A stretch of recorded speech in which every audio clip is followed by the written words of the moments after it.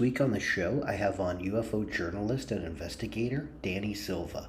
Danny's work has been used in print, TV, and radio across the country and the world for his analysis of recent UFO events. Danny also has a massive online following and frequently contributes to the national UFO conversation via Twitter.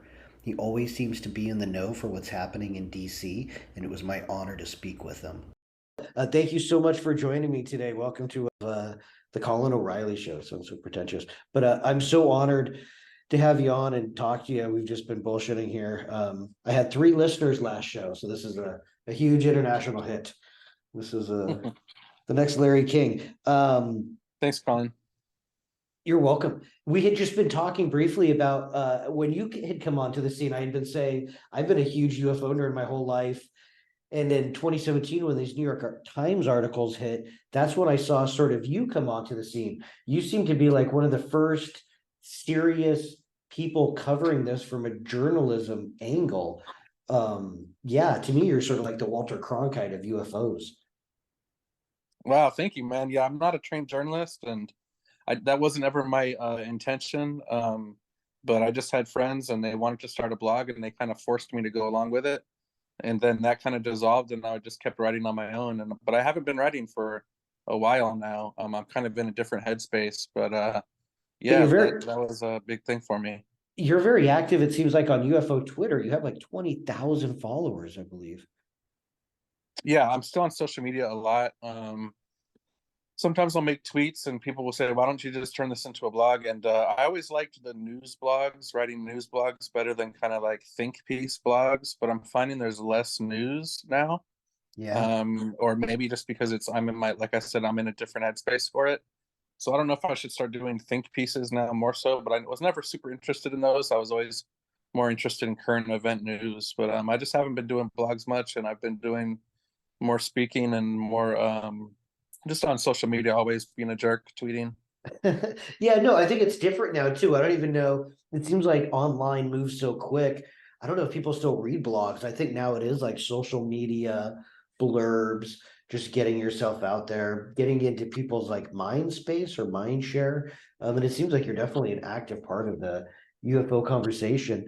Have you studied? Sorry, there's a landscaper outside my window, sweeping my step with a rake. Were you like me? Have you been into UFOs since you were a kid? Have you always been into them? Was it something later in life once those New York Times articles came out, or? I was a coast to coast listener. That was the big thing for me. Listening Nice. to Art Bell and George Norrie and George Knapp. Not that I believed every single story on there, but it was just something fun and interesting, and it just opened my mind up. And then 2017, that article just changed everything for me, and I was just super obsessed, and I wanted to find out everything I possibly could, and the outlet for that was social media. Yeah. I was obsessed with Art Bell as a kid. I did believe every story on there was true. I was such a nerd. I grew up in Tigard, Oregon, and before his show, they would sometimes have on local psychics in the area in Oregon. Of course, there's like a giant thing going now. And I once got on the air talking to a pet psychic. I was so happy with that. I thought that was so rad. Yeah, Art Bell, I think I mean, George Norrie is great, but he was so awesome. He was like the Johnny Carson of the paranormal. And he Yeah, he's the inspired. best. Yeah, he was the best. Everything was, super entertaining. He could make open lines just really incredibly entertaining, and he was just great at what he did. Yeah, yeah. If we ever invent time travel, we gotta go back and get him Yeah. and bring it back here. I have to ask you, there's so many developments going on currently. It seems like out of Washington, D.C., there was the Gillibrand hearings that had just happened, which weren't huge developments, but there was some. I think the release of that video of the metal sphere. Um, and then I saw, I think on Twitter, I don't know if you were somebody that retweeted it, where Congressman Burchett, I believe is his name, who's been very proactive and outspoken about the UAP issue. He was saying he spoke to Speaker McCarthy, and he thinks there's going to be more public congressional hearings coming up. And then there's been a couple of whistleblowers coming forward. There was that guy on Fox News, I don't know if you saw, who said he had seen some metal sphere stuff in Afghanistan, but was scared to speak on it before talking to Arrow because he didn't want to go to jail. And then there was somebody else who said that they had they had talked to Gillibrand's office about having worked on UAP tech at some place, close to Area 51. Yeah, there's so many developments. I would love to just hear sort of your take of what you're thinking watching all of this unfold. Um, it's really interesting. We've been hearing about whistleblowers coming forward and kind of changing everything for a while. And I think there's different definitions kind of whistleblowers, or different, maybe I should say different expectations. So the expectation I was been waiting for, and many others are, is whistleblowers coming from legacy secret UFO programs and kind of outing the whole program. Yeah, What we're also seeing, other people being called whistleblowers that I don't know if they would be technically considered one or not. Maybe they still are, but it's just people like the guy from Afghanistan, where he kind of had an experience while he was with the military. But the real stuff that everyone wants is the legacy program guys exposing these legacy programs, crash retrieval programs, back engineering, whatever it is. So that's yeah. what we're waiting for, and that's supposedly what's going to happen this year.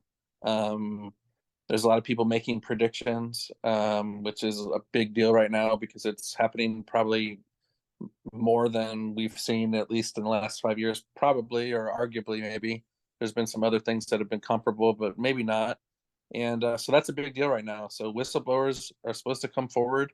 They're supposed to out the legacy programs. And, I would never guarantee that, but it's just what the chatter is. And even more than chatter, it's what the public claims are. And my big questions are, it really seems like that's going to happen. So my big questions are, what are they going to bring forward that's going to convince the public, convince even the UFO community, and change the world, basically? Or is it going to be more of kind of claims where they're super interesting, but everyone's still going to be kind of not 100%? There won't be like proof given, I should say. Yeah. So that's what I'm waiting to see is going to unfold, and it's really going to be interesting once these guys do come forward. And It's supposedly they have already come forward to maybe, Congress or Arrow or whatever. And then we heard Kirkpatrick say that there's no compelling evidence. So we're kind of, has he spoken to the whistleblowers? Does he not believe them? Does he Yeah, not that have quote was so access to what they're strange to leading him me. to? And Or then when Mellon came out and sort of disagreed with him so vehemently on Twitter, I thought was fascinating, against that quote from Kirkpatrick. yeah, and he was talking about the Tic Tac incident.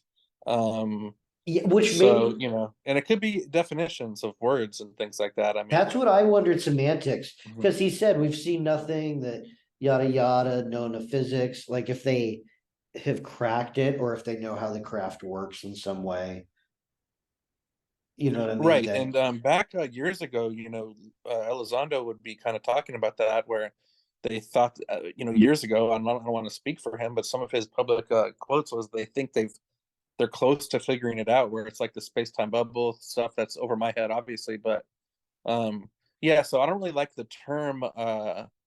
Um, um, what was the term he used? It was like not known to physics or something. It may just be like something that humans can't do or can't accomplish, but it doesn't necessarily defy the laws of physics. And I think yeah. Mellon used a different term to kind of clear that up, where it was like physics that humans can't accomplish or something like that. Yeah, it seemed like it could have been semantics, and that's what's funny you brought that up because I just interviewed a friend who's a screenwriter, purely just a screenwriter, not into UFOs at all. I've known him since college. He's always kind of it made fun of me a little bit for being so into UFOs. And so we just talked about AI stuff, and he's a screenwriter, and he's on strike, and so we're talking about Chat GPT and all that. But then just at the end, I haven't put it up yet on the net. We just talked a little bit about UFOs and what he knew. The one thing he kind of locked into was what you had just said. He said, well, I have this guy, Dr. Kirkpatrick. He said, this is all seems very normal, and nothing we've seen indicates ET activity or breaking, the laws of known physics, whatever. And I said just when we had talked about the same, I think maybe it was more semantics. And something else I thought is it seems like they're always leaving it up to the president. It seems like only the it seems like they're always leaving it up to somebody higher than them to make that declaration. They'll always say even sometimes extraordinary science, we've heard that quote, requires extraordinary uh proof. Um, but even I don't think that's not really how science works. It just needs normal proof. Um, extraordinary claims just would require any proof. I don't know. It just, yeah, it's fascinating how it still gets so mixed up. It seems like the government will release so much. You have Arrow getting hundreds of millions of dollars. And then you had during that hearing with Gillibrand, to me, it was fascinating. She was kind of like, is your website up? And he's like, no, kind of like, and he was kind of like harping on. He's like, I don't have a lot of people, I don't have a lot going on. And if you go and you look at their Twitter page, they've only released one tweet. Um, it just, yeah, it seems so funny. It seems like half of the government is so like trying to get this out, and half of the government is trying to like hold it back. It's fascinating. Yeah, I'm not sure what's going on. There does seem to obviously be a struggle, and I heard that they had access to these programs, and then he's acting like they don't. So I don't know what the heck is going on. I do know that ever since, in my opinion, ever since Elizondo left the government, I don't trust, quote unquote, trust what's going on. I want them to show us what they're doing, whether they're saying something is a UFO or whether they're saying something is a drone. I think they need to show us, and Yeah, I mean, I think we're past that. this is all happening against, sorry to cut you off, but this is all happening against sort of the backdrop of the balloons. I sort of call them the Biden balloons, just as like I love Biden, but just as like a way to people recognize that is when they came out. They're like, we're shooting these balloons down, but then classified any footage of them or any it's so they sort of just stopped talking about if they were found, if there was any wreckage. I mean, it seems so eerie to me. There was that point where for that weekend, it seemed like the whole world was just like, is this it? Is this UFOs? And then just nothing. Yeah, that's a weird situation. I was expecting it to continue. Now, Tyler Rogaway, the author, reporter, he I spoke to him and he made some great tweets, and I think he wrote a blog about it too, where there is good reason that they weren't able to find it. Some of those other ones, just due to conditions. Yeah. So that's a great article to read. So if they say they weren't able to find it, I do kind of believe them. And they may not have footage of it either, or great footage, because some of the pilots were having trouble identifying these things. However, I don't know for sure. They could be hiding a bunch. Maybe they did find the wreckage. Maybe they have great video. But if they don't have great video and they weren't able to find the wreckage, that's still believable to me. But of course, it's the government, and I wasn't there, so I don't know what to believe. Yeah, I wonder if they will make those pilots available to interviews at some point. Because like when Fravor and that stuff came out, those guys were everywhere. And they told their stories in such minute detail. I would love to see interviews with any of those pilots up there, um, to describe what they saw. That would be fascinating. In the Yeah, and Air there was little Force, descriptions in articles and stuff, and it seemed kind of wishy-washy. So I don't know what to think about that. yeah, it was strange. They were like a hexagon, and then when it crashed, there was that military guy. I don't know if you remember that press conference. He was like a general, and he's like, "We're calling these objects for a reason, not balloons." And then a Yeah. journalist is like, "Why?" And he's like, "I would refer you to the intelligence community." hmm It seems like because they would probably be making the call on that, and they would be the ones who would, I think, lobby the executive branch intelligence agencies if they were like, "Keep this a secret." It almost seemed like the hmm military is kind of like, this is, I don't know. Yeah, it's fascinating. And then there was that, I'm kind of all over the place here, but I don't know, I'm sure you saw, is there was months ago when Biden was in South Korea doing a joint press conference with their president. And it was before the midterms, I think, and Obama had come out and started to sort of talk about this. and a journalist asked Biden, like, hey, what do you think about, what Obama said? And Biden just said, I think you should ask Obama again. Press conference over. And then he just sort of takes off his mic so fast and just sort of waves to like, come follow me, to the South Korean president, and they leave. Yeah, Um, once again, the big hype for, we're always riding the hype train over here in the UFO community. And the big yes. hype was when if Biden got elected, it would have been huge for the UFO community. Now maybe it has been behind the scenes, but as far as the public comments, it's been a huge dud, and because he hasn't made any good UFO comments at all. Not at all. He seems so conservative. I think there was a long time where senators were kind of like, Biden needs to come out and talk on this. I don't know if you remember when Senator Blumenthal came out and he said, I think the American people can handle the truth. It was after one of those classified briefings. And he said, yeah, I think the American people can handle the truth. I think the president needs to speak on this. If the executive office doesn't, the Senate will. Um, Marco Rubio, Mark Warner, it seems like a lot of these guys have been, and then this Congressman Burchett have been so vocal, but Biden's also very conservative. I think, he was sort of like when George W. Bush ran, people were like, he's young, kind of maybe inexperienced. So he was like, I'm going to get Dick Cheney, the most conservative guy. He's very DC, so people will trust me more. And Obama sort of did that with Biden. People were like, he's young, he's inexperienced. And so he was sort of like, I'm going to get sort of the Democratic Cheney, someone who's conservative and trusted and been around forever. And so I think on the UAP issue, it seems like he is, yeah, just very old school on it. He just is like, doesn't acknowledge it. But then it was strange. But it's so mixed up. You don't know if they're talking about just drones or whatever. But during the whole balloon flap, there was some Biden people who said, we're going to start our own UAP sort of committee office based, out of the White House, separate from Aero. I don't know if you remember that, but I thought that Yeah, was that's supposed to be a interesting. big deal. Yeah. So that's supposed to be really affecting things right now. And Podesta, I don't know if he's working for Biden. He worked for the Clintons, obviously. I'm sure you know who John Podesta is, and any of my three nerd friends listening to this will as well. Hopefully, yeah. I mean, I wonder, I'm sure, mixed up in this somehow.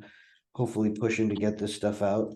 Um, where do you think? I mean, I know it's so guesstimating. I'd be asking you here, but where do you think, like 5 years from now, we're going to be? Like the Air Force has still never said anything. Do you think it's still going to be drip, drip, drip, or do you think we'll know? Yeah, you're right. It is really hard to guess and say, what I can do is try to sum up the previous 5 years. So Yes. we've had amazing progress, and then we've also fallen short at the same time. So it's kind of hard, but 5 years ago in 2017, I would have thought we've been farther than we are now. However, looking back, we've also came extremely very, very far, and that's great to think about, and something to feel great about. But I think 5 years ago, if you asked any of us, we probably thought there would be quote unquote full disclosure by now. At the same time, we're getting hearings, Arrow, there's UFO programs in the government that aren't secret. I mean, that was like never happened before, basically. So that was a huge win. I thought that would have had more of an effect on the public, but then you hear Kirkpatrick speak, and he's kind of naysaying everything while he's the head of it. So it's kind of bureaucratic and weird. But I don't know. I think it's a dichotomy. It's a split, and 5 years ago, looking back, we thought it would be a wrap by now, and everything would be out. However, glass half full. There's still a lot of great, amazing things and progress that's gone on, but I don't know. So I'm kind of what is it? I'm optimistic, but at the same time, I don't know how far it's going to go.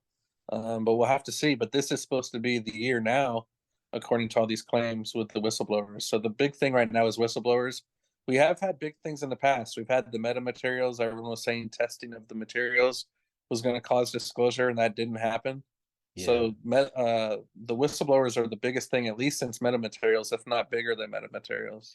I wonder if the media is even capable of covering disclosure, because I always think every time there's a new revelation, I think this will be it. And some like pioneering journalist will put this together and write this amazing piece, or to this amazing TV story and what this means for the world. Uh, and there's just nothing.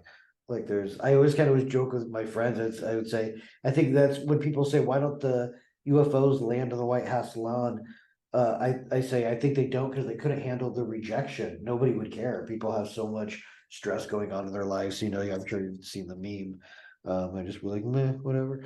Um, yeah, it's Yeah, man, fascinating people to like me. I don't see a lot of amazing undercover or investigations by journalists. Leslie Kane, who's amazing and a legend Yes, and great, but that yes. story was kind of brought to her in many ways. So there really hasn't been amazing. I would say George Knapp is the best across the board because he Yeah. was really able to get in there and uncover stuff. But there isn't just like investigative journalists without sources. And even Art Just finding this Bell. stuff out. A lot of this stuff is people coming forward and Yeah. wanting to put it out there. However, George Knapp has been on the grind for years, so he's kind of the exception to the rule. But all the He's rest the of the OG. mainstream Yeah. media, they want it kind of I don't want to say handed to them because they are working hard and things like that, but a lot of it, the progress is due to people like Elizondo and Mellon and others coming forward and saying, "Hey, here's the story. You can publish this." And I wonder too, it would be fascinating to know, because I think like there is some stuff in Snowden, or there's some stuff I think if somebody found like how to make a nuclear weapon or whatever and tried to take it to a paper, journalists would be, you can't publish this because this is too dangerous. So the government could say, you can't publish this because of X, Y, and Z. It's classified and national security. I wonder if just UFO stuff just falls under that. I wonder if that's one of the reasons there's never been sort of that uh, Woodward and Bernstein moment, is because I wonder if behind the scenes in a FISA court or whatever, in some sort of classified setting, uh, the government could sort of block publication of that legally. And would we ever know? I don't know. I'm just a huge conspiracy nerd, but I can hear Yeah, I sirens in the mean, background. They're coming for me. yeah, I wouldn't doubt it. Over because this has been going on for decades and decades, but yeah, it's just all speculation. But I'm sure there's been at times people trying to not get the story out. Yeah, I'm fascinated. Yeah, that's what I always hope it'll become, if it ever becomes all out there and the government does just release everything, to go back and learn the history of the cover up.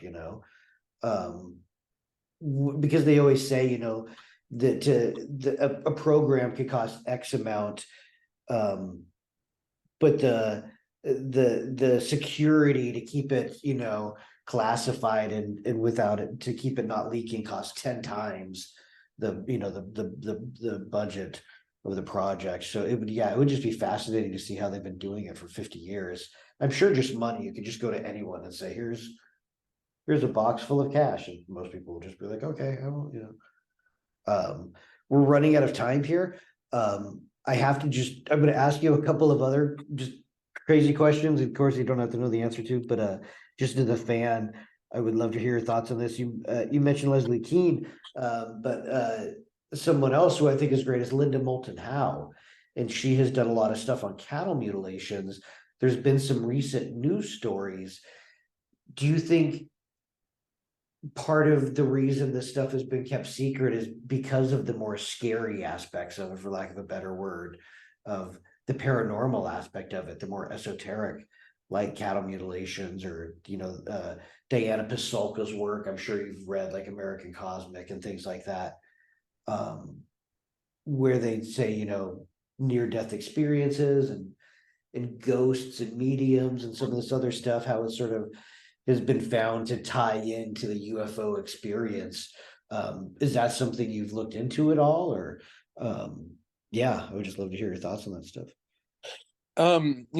It's speculation, but uh, uh once the UFO story comes out, it's going to be a lot of people asking questions about things like abductions, and I've always wondered aloud about how would you even bring that to the public? Say, hey, there's UFOs, people do get abducted, we really can't stop it, the odds are against Yeah, that it'll actually happen to you, but it does happen to some people. I mean, people would go nuts if they found out that abductions are real. and Yeah. specifically. So all that other stuff mixed in, I don't see how they could ever just tell people that, but maybe eventually they'll have to.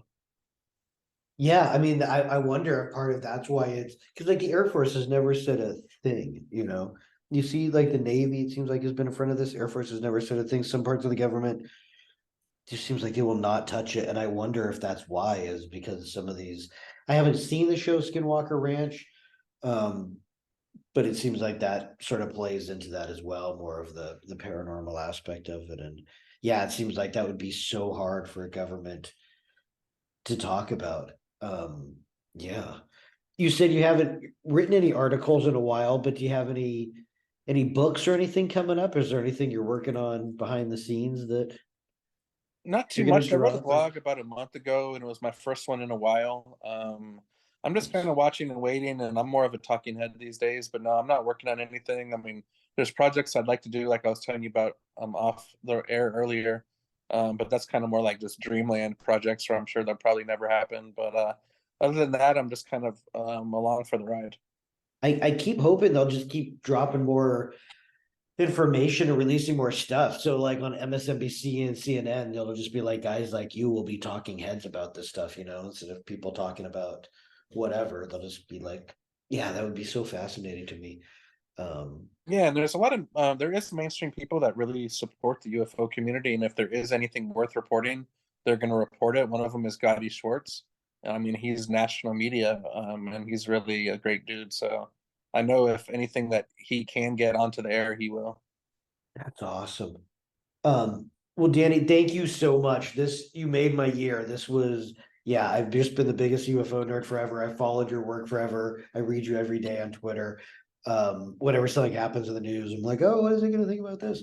Yeah, you're one of the few serious journalists out there. I feel it's like you, Grant Cameron, um, Christina Gomez, Ryan Sprague. There's a handful. I feel like, but there's not many, and I feel like you guys are all just sort of poised of like when this does go mainstream. I feel like the big news organizations will be so hungry for people who can analyze the content, you know, and it'll hopefully just be like sports commentators. It'll just be like a huge new thing. Thanks, Um, man. And I don't even consider myself a journalist, but I appreciate it. Yeah, you're welcome. Yeah. This was the coolest thing ever, man. Thank you so much. We will talk again soon and have a great day, man. Thank you. You too. Thank you. Bye.